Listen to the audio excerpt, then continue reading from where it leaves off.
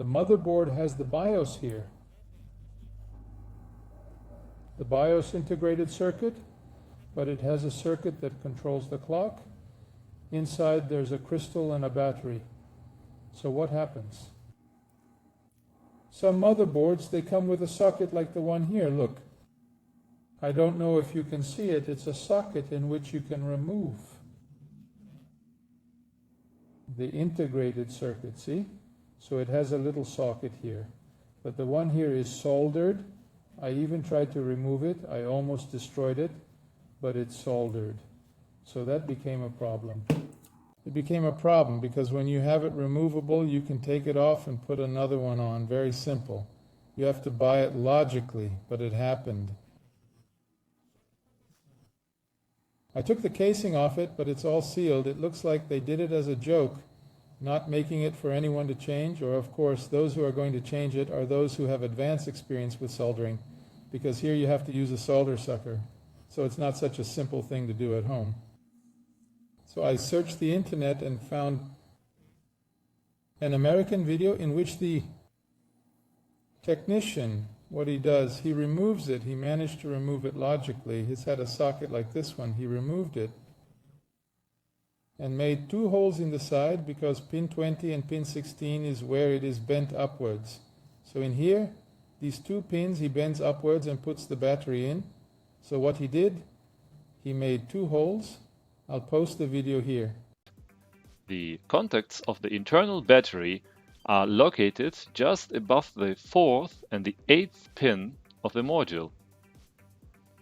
Under the 8th pin we have a plus, and under the 4th pin we have a minus contact of the battery. If you drill a couple of millimeters somewhere around the middle of the housing, right above the pins, you will reach the internal contacts of the battery. You can use these contacts then to solder an external battery to them.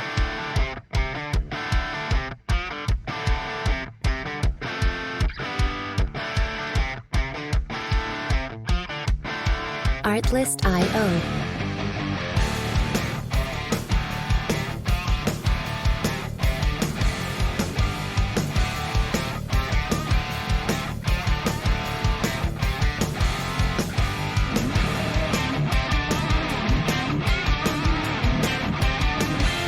Music licensing reimagined.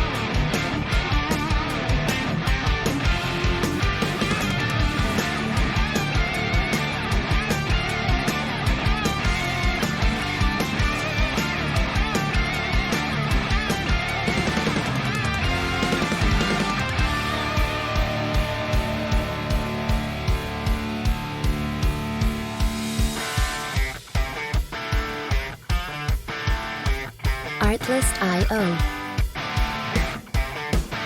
This is how the result looks like when we put it back to the mainboard. Unfortunately, I didn't make a video how it's booting, but it worked flawlessly. I added some hot glue to fix the battery in place, but this is optional. That's all from me. So he drilled a hole, soldered it, and put the battery on top. In my case here, as I couldn't get it out, it was more complicated. I had to put a drill up here because I'd have to unsolder it. So drilling into the side would have been complicated. So what did I do? I drilled from above.